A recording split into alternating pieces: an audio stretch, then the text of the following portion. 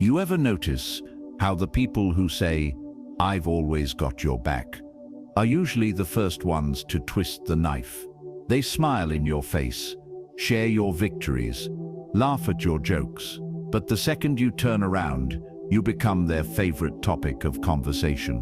And what's worse, they do it so subtly that you start questioning yourself. Maybe I'm overreacting.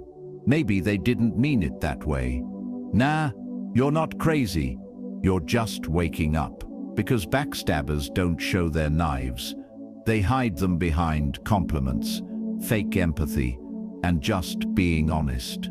In this video, we're going to expose hidden signs you're dealing with a backstabber through the lens of Stoic philosophy, so you can stop giving loyalty to people who are just waiting for the right moment to use it against you.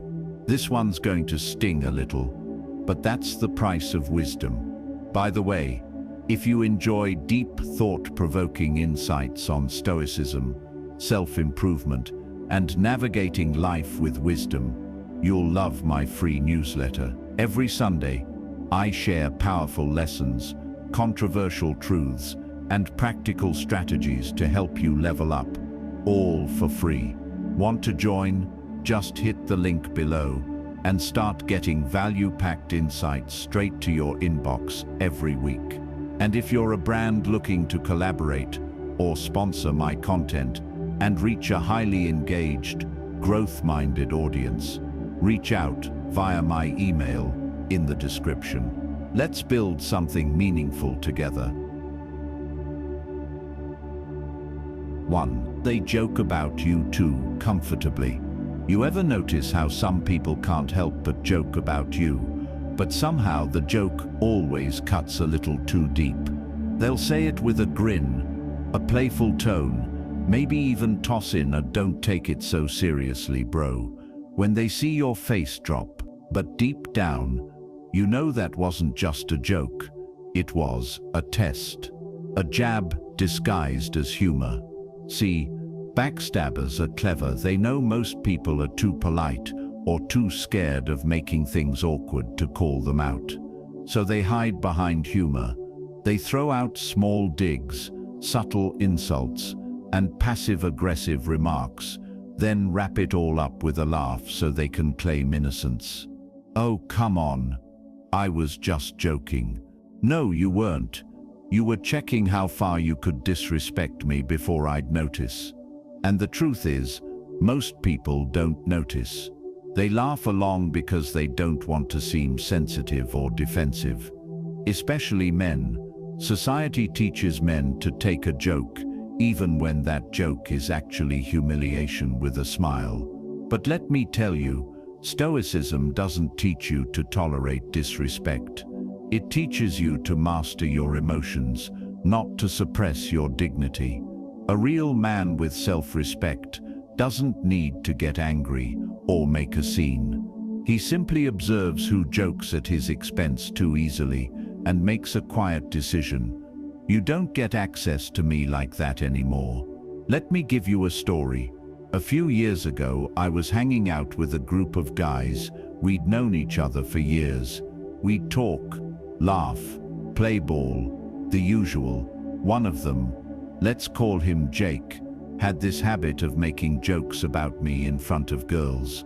Subtle stuff, but you could feel the undertone. Like if a girl complimented me, he'd instantly say, "Yeah, but he's broke though," and laugh. Or if I spoke about something deep, he'd say, "Here comes the philosopher again," rolling his eyes like my thoughts were a punchline. Everyone laughed. And I'd laugh too, because I didn't want to seem like I couldn't take a joke. But later, I'd sit alone and feel this weird tension in my gut, because it wasn't funny. It was humiliating, and I was betraying myself every time I played along. That's when I learned something. Stoic philosophy never sugarcoats. You can't control how others treat you, but you can absolutely control how long you let them. So I stopped laughing.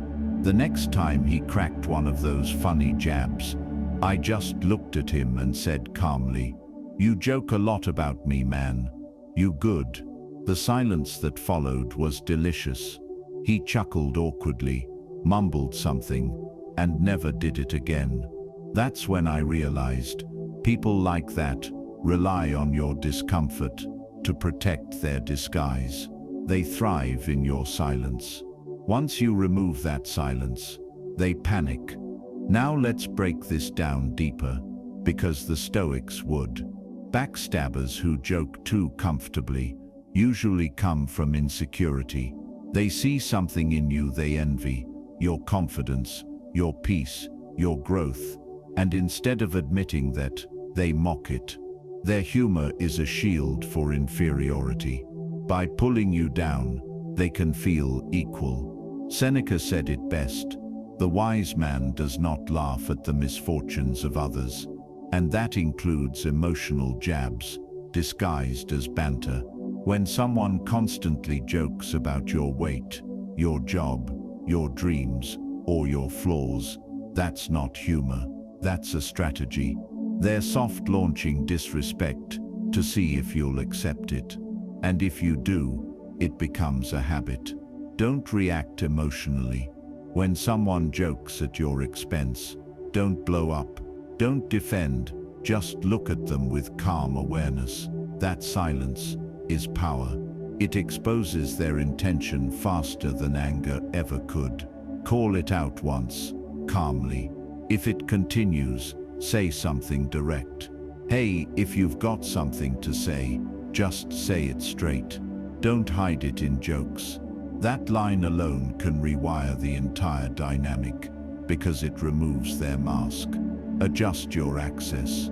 Not everyone deserves access to your vulnerability, your company, or your peace. If they keep crossing that line, you don't need to argue. Just reduce exposure. The Stoic path isn't about punishing people, it's about protecting your serenity. Men often confuse Stoicism with tolerance. We think staying calm means letting people walk all over us, when in truth, Stoicism is about discernment. You're not supposed to react to everything, but you're also not supposed to ignore what disrespects your spirit. You can be peaceful and assertive at the same time. You can be kind, but still command respect. You can laugh, but not at yourself, not for the comfort of others. When a man laughs at a joke that disrespects him, he teaches others that he's comfortable being the punchline. And that small habit, that need to appear cool or chill, slowly erodes self-worth. Because here's the truth, every time you let someone joke about you too comfortably, you're giving them permission to see you as less. And once they see you as less, betrayal isn't far behind. It's already begun, in the form of laughter. So next time someone throws a funny jab your way, watch carefully. Ask yourself, is this humor or humiliation? If it's the latter, smile calmly, but don't laugh. That's how you reclaim control, not by matching their energy, but by showing them their jokes don't move you. And if they can't respect that, then maybe they were never laughing with you. They were just sharpening their knives through jokes, waiting for the moment you finally stop pretending it was funny. Because once you do, once you stop entertaining disrespect disguised as humor, you'll notice something powerful. They don't laugh anymore. And that's silence. That's respect. 2. They disappear when you need them most.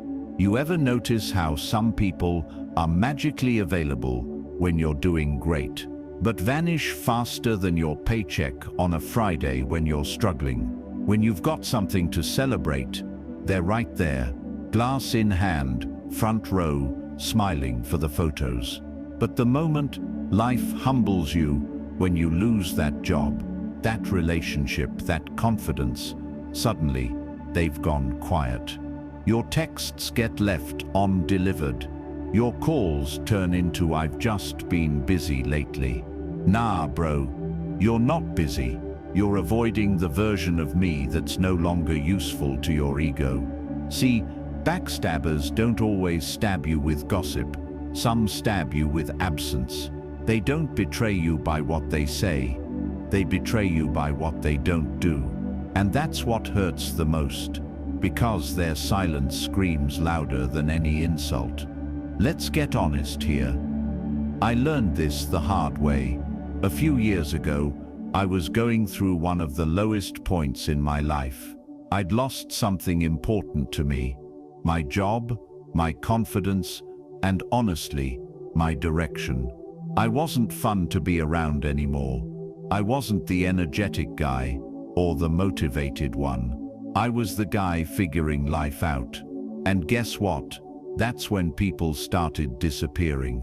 One dude who used to call me every weekend for drinks, gone. Another who always had my back, suddenly had plans. It was wild, watching people treat me like I'd turned contagious. That's when I realized, people don't love you. They love how you make them feel about themselves. When you're strong, successful, confident, they feel good being around you. But when you're broken, when you need them to actually show up, they can't handle that version of you, because it reminds them how easily they could fall too. And here's where Stoic philosophy hits, like a cold splash of water. Marcus Aurelius said, "When you wake up in the morning, remind yourself, you will meet people who are meddling, ungrateful, arrogant, deceitful, jealous, and surly." He didn't say you might, he said you will. Because the Stoics knew, human nature doesn't change. People disappear when you need them, because your struggle exposes their cowardice. It forces them to look in the mirror and realize they're not as loyal or kind-hearted as they like to believe. It strips away the illusion of friendship and reveals what was really there all along: convenience. When you're useful, entertaining, or uplifting, people stick around because you serve a function. You're their dose of validation or escape. But the moment you stop serving that function, they start drifting. And here's the controversial truth: most people aren't loyal to you. They're loyal to the benefit of knowing you. Once that benefit fades, so do they. Expect it, don't be surprised by it. Stoicism teaches you to prepare your mind for the unpredictable nature of people. If you expect everyone to show up when you fall, you're setting yourself up for bitterness.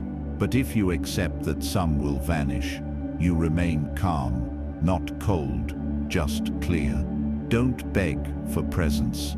When someone disappears during your storm, don't chase them in the rain. A Stoic man doesn't beg for support. He observes who walks away when the world stops clapping, and he takes notes. You don't need to expose them. Time already did. Find your circle, not your audience. A circle listens, supports, and shows up quietly. An audience cheers only when you're on stage. A man grounded in Stoic discipline knows the difference. Use solitude as a forge. When everyone disappears, don't collapse. Build. Because the men who stand alone in their storms become the ones others seek when theirs begin. Pain can isolate you, yes, but it can also refine you. Let me give you a personal snapshot. When I hit rock bottom, I remember one night sitting in my car, broke, heartbroken, and tired of pretending I was fine. I looked at my phone, 200 contacts, hundreds of friends, but not one person I could call without feeling like I was burdening them. That silence was deafening. But in that silence, I also found something I didn't know I needed myself. I realized I had spent years surrounding myself with people who loved the highlight reel, but couldn't handle the behind the scenes. And that's when I learned one of the most liberating Stoic lessons of my life. It's not the absence of friends that hurts, It's the illusion of friendship that does. The day you accept that most people are seasonal, you stop resenting their exits and start valuing their lessons. As men, we're conditioned to be the strong ones, the rock, the provider, the one who has it together. But when that rock starts to crack, the world doesn't know how to handle it. You learn quickly who was there for your strength and who could sit with your weakness. And here's the truth. It's not weakness to need people, it's wisdom to recognize who can truly handle your vulnerability. But here's where Stoicism sharpens that wisdom. You must never become dependent on their presence to find your peace. You see, when everyone disappears, that's when your true character is revealed. It's in those quiet, lonely nights when you either become bitter or better. You can sit there cursing the people who left, or you can thank them because their absence forced you to meet the man who never leaves you yourself. When no one else showed up, you did. When no one else believed in you, you had to. And that right there is what Stoicism is really about. Not being emotionless, but being anchored, unshaken, even when your support system collapses. So if people disappear when you need them most, don't chase, don't complain, don't announce your loneliness to the world. Just smile quietly and keep walking. Because real ones don't vanish when things get hard, they get closer. And when you stop clinging to the fake ones, you create space for the few genuine souls who show up, not for your shine, but for your storms. And those people, they don't just stand by your side, they remind you why you kept standing in the first place. That's Stoicism in practice. You don't lose people. 3. They use we when it benefits them, you when it doesn't. You ever notice how some people suddenly start saying we when things are going great, but the second something goes wrong, that we turns into you? When there's success on the table, they're right beside you like, we did it, bro. But the moment failure walks in, they vanish behind the word you. You messed up. You should have planned better. You always do this. It's funny. When there's glory, it's a team effort. But when there's blame, it's your fault. And that right there is the language of the backstabber, the shapeshifter of accountability. They'll share your spotlight, but never your shadow. Here's what makes it so sneaky on the surface. It doesn't sound malicious. It sounds like leadership, like tough love. But if you listen closely, you'll realize their words are always designed to protect one person. Them. They're the type who'll hype up your shared win. Man, we killed that project. But if the boss criticizes something, suddenly it's, yeah, I told him to do it differently. They morph from teammate to critic faster than Wi-Fi disconnects during a Zoom call. It's not about teamwork, it's about image control. They use we to collect praise and you to deflect blame. Let me tell you a story, a personal one. A few years ago, I worked with a close friend on a creative project. Videos, branding, the whole deal. We built everything together. Late nights, brainstorming, editing till sunrise. It was our thing. When the project started taking off, he was all in. We're unstoppable, bro. We built this. We're changing the game. But the moment we hit a snag, one video underperformed. A sponsor backed out. His tone changed overnight. Suddenly it was, you didn't plan this right. You should have seen that coming. You messed up the deal. And I remember sitting there thinking, hold up, when it was going great, it was we, now it's me. That's when I learned one of the coldest truths about people. Their pronouns reveal their loyalty. Let's get real for a second. This happens because most people's loyalty is conditional. It's loyalty as long as they look good standing next to you. Backstabbers don't want connection. They want association. They love the proximity to your success, but don't want the risk of sharing your failure. It's like standing next to a fireplace. They love the warmth, but won't touch the ashes. The Stoics understood this kind of cowardice well. Seneca said, "Misfortune shows those who are not really friends." When adversity hits, you don't lose friends, you lose pretenders. The people who switch from we to you are showing you something valuable. They were never truly with you. They were just next to you. And here's the controversial part. Sometimes, these people are the ones closest to you, the ones you grew up with, the ones who swore loyalty. But loyalty is easy when it's convenient. The real test comes when the applause stops. Listen to how people speak in crisis. You'll know who's genuine by their words. When trouble hits, and someone still says we'll figure it out, that's a real one. When they say you messed up, you've just been promoted to scapegoat. Don't argue for shared responsibility. Stoicism teaches you not to fight for validation. If someone shifts blame to you, let them. Time exposes truth faster than confrontation ever could. Your focus should be on integrity, doing what's right, not proving you did. Redefine teamwork. A Stoic man doesn't confuse proximity with partnership. Just because someone was there during the good times doesn't mean they earned a seat during the hard ones. Partnership is proven in the storm, not the sunshine. Take ownership, even when it's not your fault. This one stings, but it's power. When someone throws you under the bus, own the situation, not the shame. Say, "That's fine, I'll fix it." Not because you're weak, but because you refuse to be dragged into the pettiness of blame games. Control what you can, your reaction. As men, we often grow up surrounded by this idea of brotherhood. We think every guy who drinks with us, laughs with us, or hypes us up is solid. But brotherhood isn't about shared fun, it's about shared accountability. Real men don't use "we" as a marketing slogan, and "you" as a defense strategy. They stand in the fire with you. They say, "We messed up," even if the mistake wasn't theirs. Because loyalty isn't about logic, it's about character. When you're around people who constantly switch between "we" and "you," watch them closely. Because those subtle linguistic shifts are emotional red flags. That's not partnership.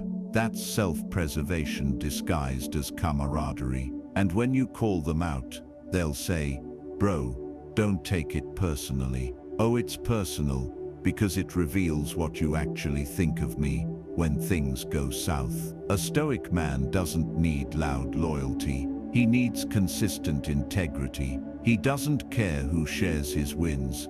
He cares who shares his losses. Here's what I learned the hard way. When you surround yourself with people who only use "we" in good times, you'll always feel alone when it matters most. But when you find that one person, that one friend, partner, or teammate who still says "we" when everything's burning down, keep them close, because they're rare, they're real. And as Stoicism teaches, a friend is another self, not a fair weather reflection, not a PR partner, but a mirror, one who stands beside you when the world calls you you, and still says, "We got this." So the next time you hear that shift, when "we" quietly turns into "you," don't argue, don't chase, just nod and take note. Because words are windows into a person's soul. And once you start listening closely, you'll realize the people who abandon "we" during struggle are the same ones who'll abandon you when the knives come out. That's not pessimism, that's clarity. And clarity, my friend, is the first step toward peace. Because in a world full of people who love to share your sunshine but fear your rain, you'll never need many. You'll just need the few who stay when the storm hits and still say, "We're good." 4. They talk about you when you're not around, then pretend they didn't. Let's be real. Gossip is social currency for weak people. It's the poor man's version of influence. The backstabber doesn't always come swinging knives. Sometimes they just whisper. They don't attack you directly. They erode you quietly. They'll talk about you when you're not around.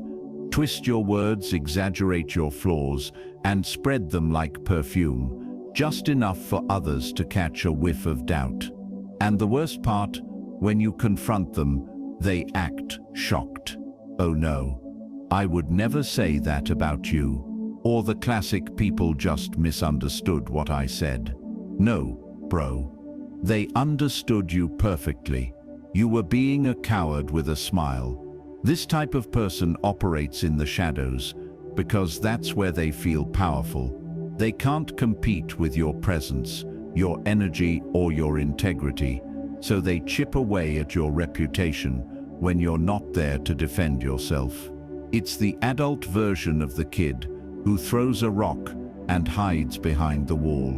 And the saddest part, you probably once called them a friend. It's not just betrayal, it's mockery. They didn't just doubt you. They performed your trust behind your back. You shared stories, secrets, dreams, and now those words are being used like ammunition in a conversation you weren't invited to. I remember a friend I had in my 20s. Let's call him Ryan. We were tight, gym buddies, business brainstormers, talking about women, money, and legacy, like we were building an empire. Then one day, a mutual friend slipped and said, "Ryan was saying you're kinda full of yourself lately." At first I laughed it off, because, let's be honest, confidence gets mistaken for arrogance all the time. But then I started hearing more. He said you only care about views now. He said you think you're better than everyone. And suddenly, I realized he wasn't talking about me. He was competing with me, quietly. See, some people don't know how to outgrow you, so they try to outtalk you. The next time I saw him, I confronted him. Not with anger, but with calm. I said, "Hey man, people keep telling me you've been talking about me. I just want to hear it from you directly. Are we good?" He smiled, shrugged, and said, "Bro, you know how people twist stuff. You know I've got nothing but love." And right there, I knew the friendship was dead. Here's the hard truth.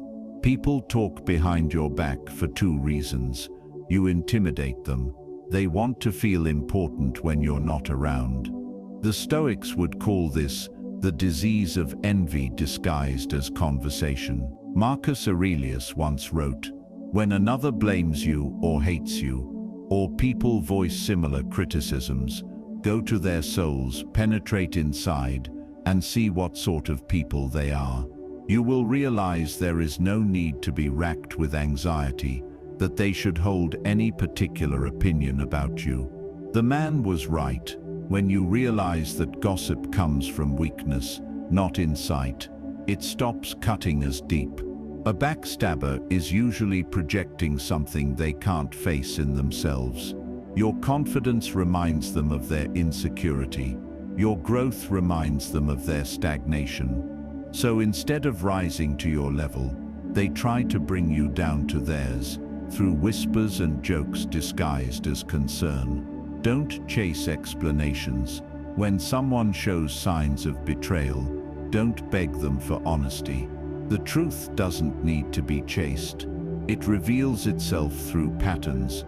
Once you notice that energy shift, the subtle jabs, the missing support, the "I didn't mean it like that" moments, trust your gut. Withdraw your access, not your dignity. You don't need to explode, expose, or humiliate them. Simply limit your words. When they ask how things are going, respond calmly. "All good, man." Don't give them ammunition. The less they know, the less they can twist. Focus on reputation through action, not explanation. Epictetus said, If anyone speaks badly of you, do not defend yourself against his accusations, but reply, "He must not know me very well, since he would not have said those things." That's the Stoic way. Don't fight gossip with gossip. Prove them wrong by continuing to live right. People eventually see who's genuine and who's full of it. Let's be honest, every man watching this has been there. You've had that one friend who was cool when you were struggling, but turned distant when you started improving. You've shared your goals with someone who later used them to mock you in a group chat. You've felt that sting of betrayal that doesn't come from enemies, but from people who smiled while they did it. The older I get, the more I realize that gossipers don't destroy your reputation, they expose theirs. And when people talk behind your back, it only means one thing: you're ahead of them. That's not arrogance, that's perspective. A man who talks behind your back is teaching you one of life's greatest Stoic lessons. Not everyone deserves access to your unguarded self. You can forgive, but you don't have to reopen the door. In life, your peace is your empire, and not everyone deserves to be a citizen in it. The next time you hear someone's been talking about you, don't waste energy trying to clear your name. Just keep building a life so loud that their whispers sound like background noise. Because when you stop chasing validation, the truth always catches up on its own. And when it does, those same people who talked behind your back will have no choice but to talk about your success in public. That's not revenge, that's poetic justice. That's Stoic power. 5. They tell you what others said about you. The classic Backstabber's favorite opening line. "Hey bro, I probably shouldn't tell you this, but someone was talking about you." "Oh, really? And you, the noble messenger of truth, just had to deliver that gossip express to my doorstep out of the kindness of your heart, huh?" No, let's be honest. They tell you because they want to watch the chaos. They want to plant a seed of doubt in your mind, watch it grow, and then stand there pretending to be the gardener. People who constantly inform you of what others said about you are rarely doing it for your protection. They're doing it for positioning. They want to appear loyal while secretly stirring division.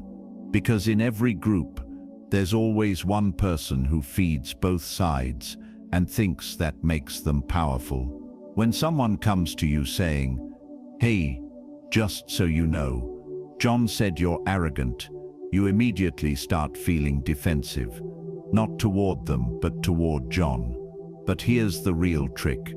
Now they look like your ally.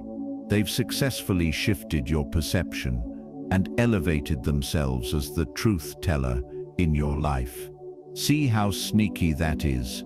They inject poison into your peace and then offer themselves as the antidote. And here's the Stoic truth about that. The man who eagerly delivers gossip will one day deliver yours. Seneca once said, "He who gossips with you will gossip of you." Let that sink in. You think they're doing you a favor by keeping you informed, but in reality they're collecting emotional currency.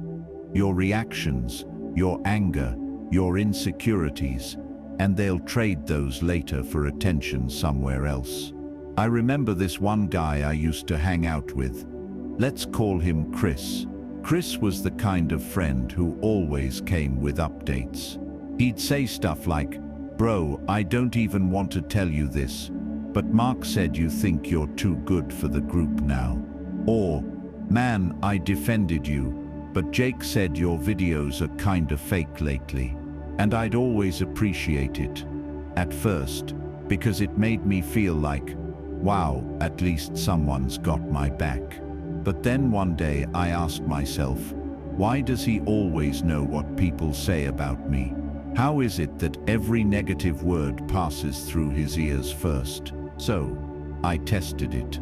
I casually mentioned a small, harmless secret, something only he knew. A week later, guess who brought it back to me? The same people he claimed to defend me against. That's when it hit me. He wasn't a messenger, he was the middleman of manipulation. He loved being in the center of everyone's business because it made him feel important. He thrived on being the informant, the guy who knows things. But underneath that, it was pure insecurity. He didn't have an identity, so he built one through gossip. It's simple: power. Backstabbers who act like informants feed off emotional control. They love knowing how to make people feel things: anger, doubt, betrayal, because emotions make people predictable. And when you're predictable, you're easy to control. They become the broker of tension. They know what everyone thinks, who dislikes who, and who's fighting with whom. That gives them leverage. It's like a cheap politician playing both sides of the fence, shaking your hand with one, stabbing your back with the other. But here's where Stoicism gives you the ultimate power move: emotional neutrality. When someone tells you what others said about you, don't react. Just say, "Interesting, thanks."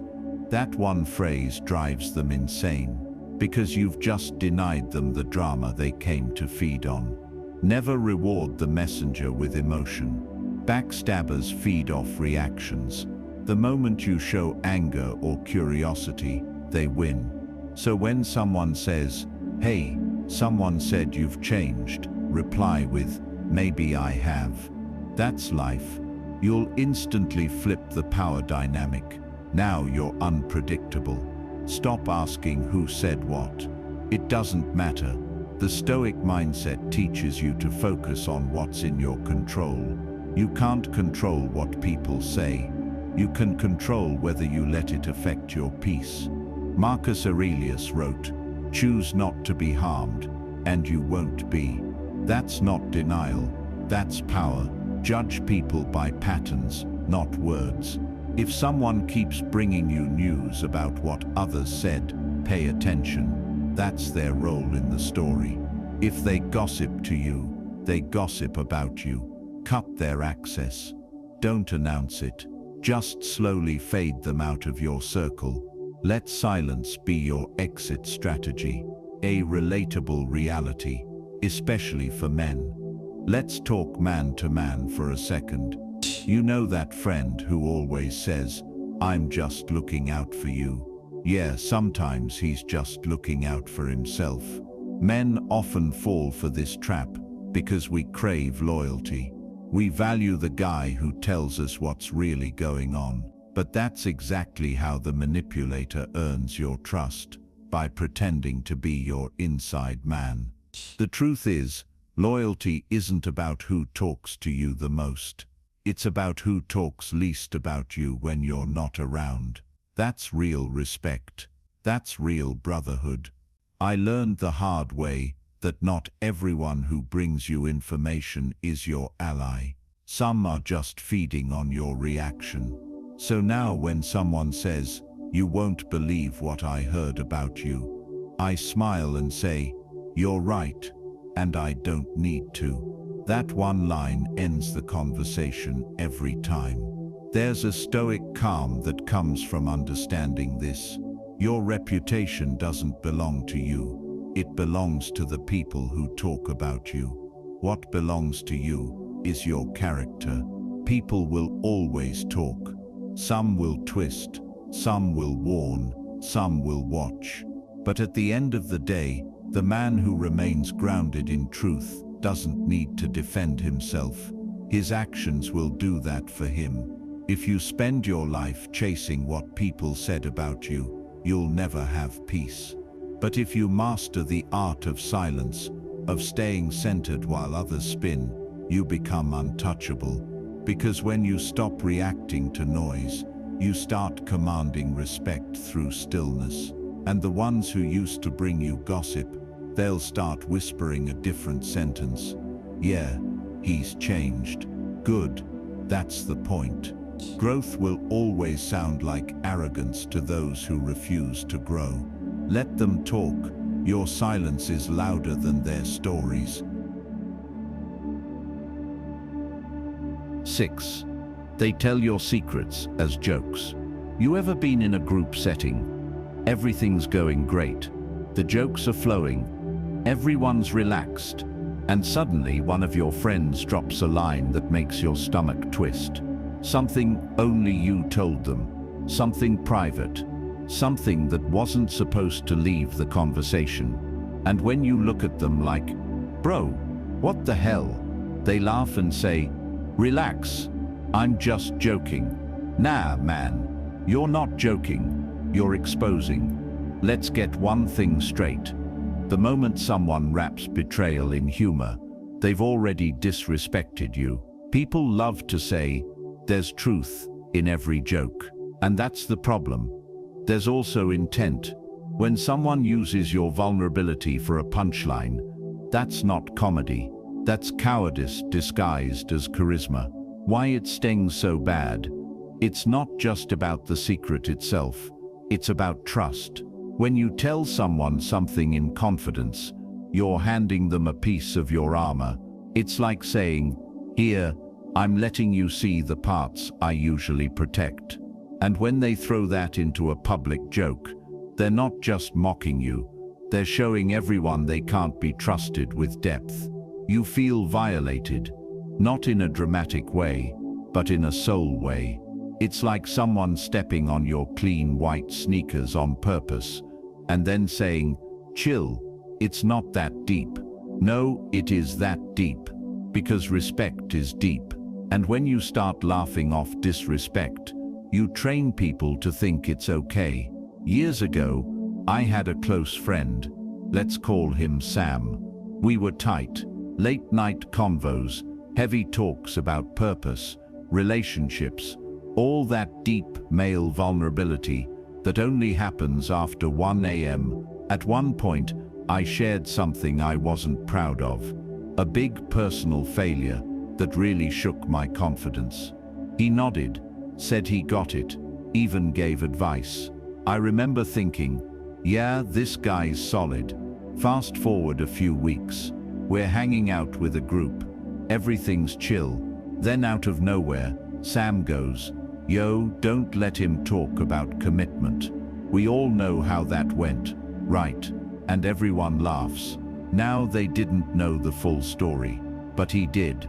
And in that one moment, I felt something inside me shift. Not anger, clarity.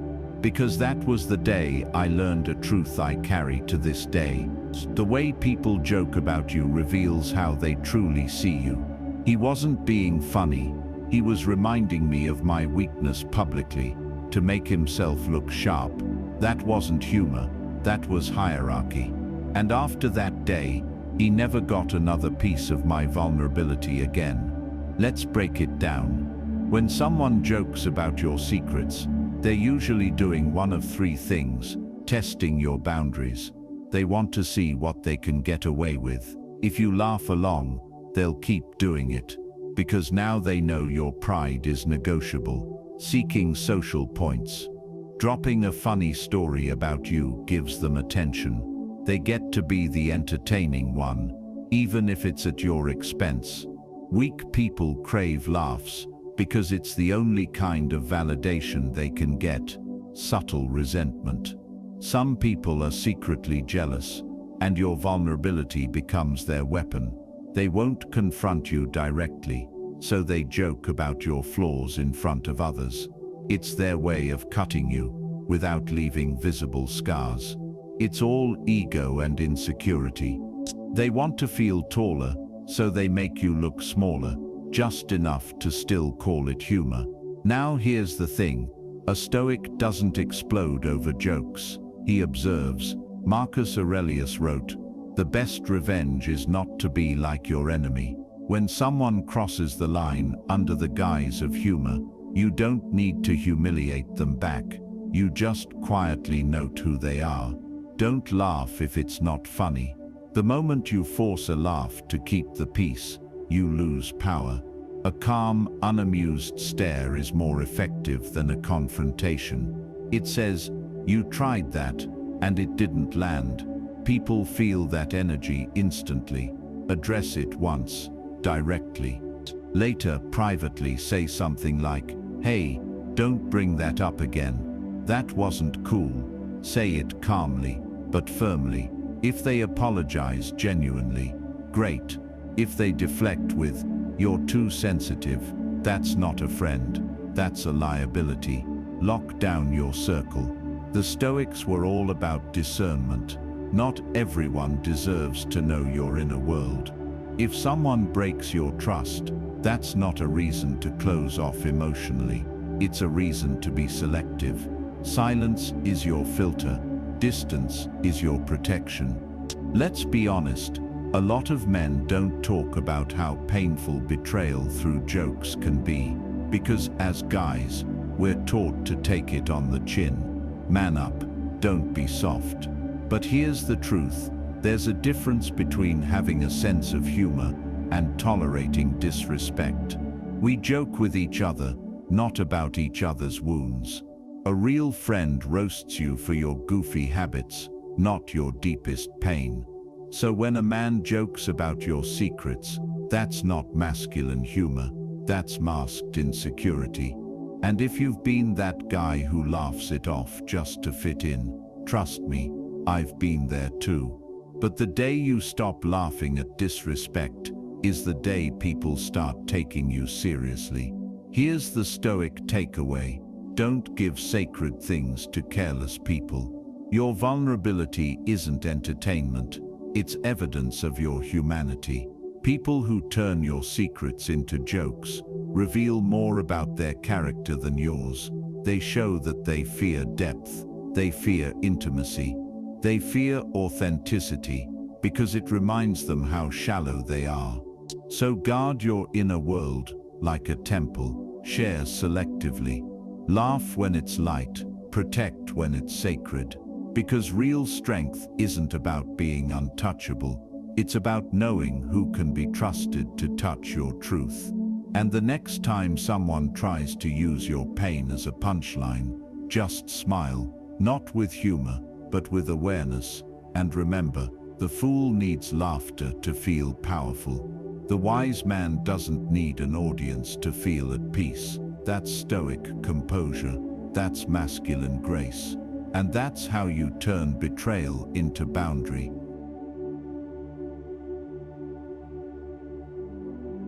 7. They play both sides. Ah, yes, the neutral friend, the peacemaker, the one who says, "Hey man, I'm just staying out of the drama." But somehow, they're always in the middle of it. Always conveniently positioned to hear both sides, carry messages, and walk away clean while everyone else bleeds. Let me tell you something blunt. Anyone who plays both sides is loyal to neither. They act like Switzerland, calm, detached, above it all, but deep down they're profiting from the chaos they pretend to hate. And what's even worse, they do it under the disguise of just trying to help. Nah, you're not helping. You're harvesting information. You're collecting intel from both camps, pretending to understand everyone when really you just don't have the guts to stand anywhere. People who play both sides are terrified of losing approval. They're addicted to being liked. So instead of being honest, they're adaptable. They tell you, "Yeah man, I totally get where you're coming from." Then go to the other person and say, "Yeah bro, I totally understand your side too." And guess what happens next? Both people walk away thinking this mediator is loyal, but he's not loyal, he's strategic. He's building emotional equity with everyone, so he can never be blamed. It's social politics 101. Stay useful to both sides, and you'll never be held accountable. But here's the truth. A man who won't take a side will eventually betray both. Because neutrality in situations of betrayal is still a choice, and it's a cowardly one. I learned this lesson hard. A few years ago, I had two close friends. Let's call them Alex and Mike. We'd all been tight for years. But when tension started building between Alex and me over a project, Mike decided to stay out of it. At least that's what he said.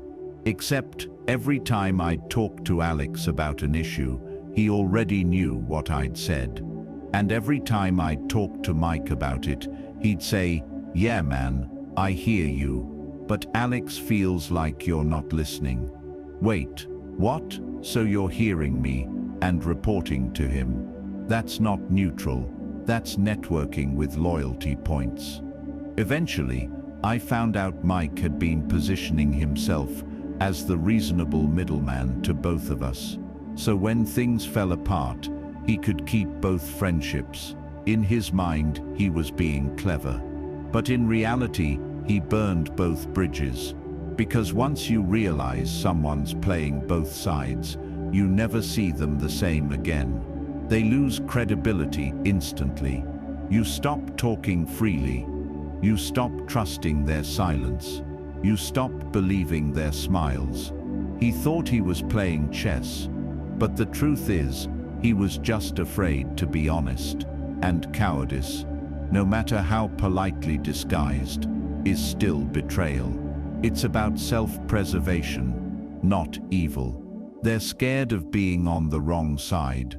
They don't want conflict, judgment, or isolation.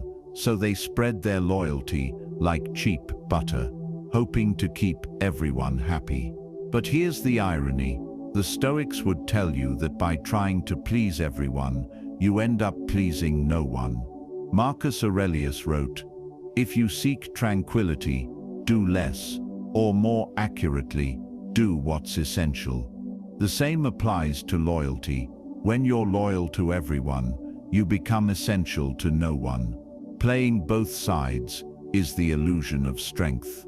It looks diplomatic, but it's really avoidance dressed up as maturity. It's the art of being present everywhere but standing nowhere.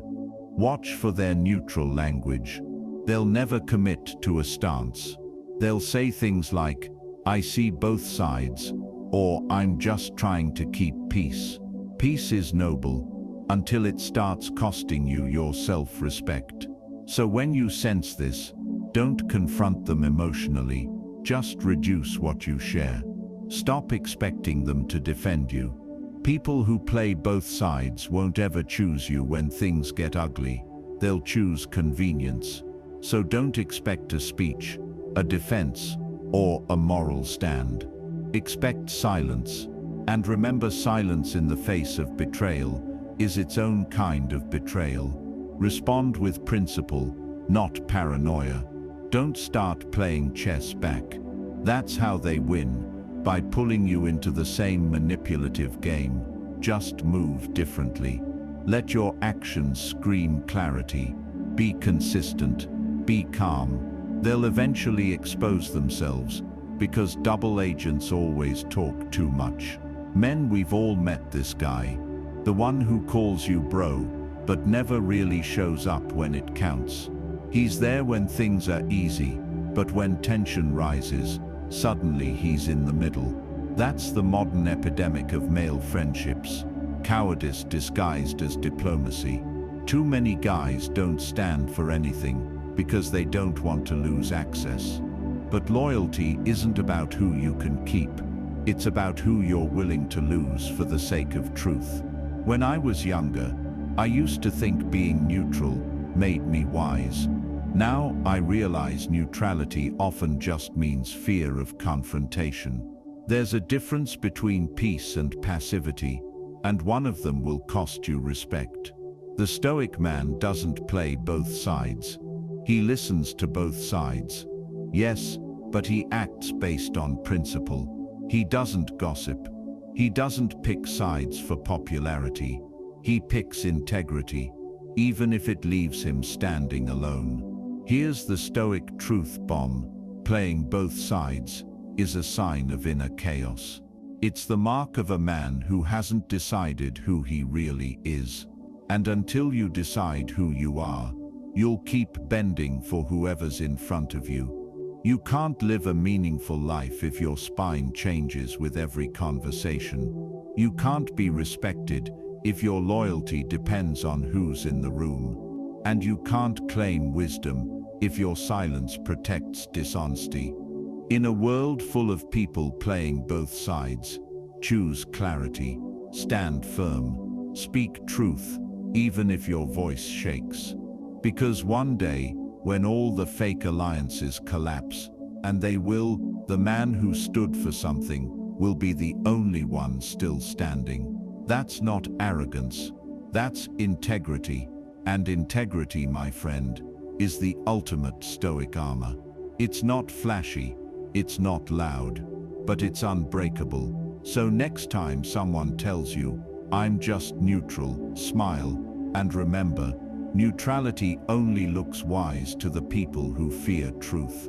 Pick your side, not out of ego, but out of honor, because the man who plays both sides eventually loses himself. At the end of the day, respect isn't about how many people like you, it's about how many people can trust you when they're not in the room. We live in a world that glorifies diplomacy, but quietly rewards deceit. Everyone wants to look good, stay cool, and avoid conflict. But the truth is, your reputation isn't built when you're loud, it's built when you're silent. It's built in the moments where no one's watching, and you have to decide, do I stay true or do I stay liked? And that's what separates boys from men. One lives for comfort, the other lives for character. If you've got people in your circle who play both sides, don't get bitter, get better at spotting it. Protect your peace, speak less, observe more, and build bonds with those who show loyalty in your absence, not just friendliness in your presence. And if you've ever been that neutral guy, own it. It's not too late to grow a spine, because the moment you stop trying to be liked by everyone, you finally start earning respect from yourself. Remember this, the man who stands in the middle eventually gets run over, so pick your side, stand tall, and make peace with being misunderstood. Because at least when you look in the mirror, you'll know exactly which side you're on. Now if you felt this, hit that like button. Not for me, but for every real one who's learned that loyalty isn't about words, it's about consistency. Until next time, stay grounded, stay real, and stop entertaining people who only clap when it's convenient.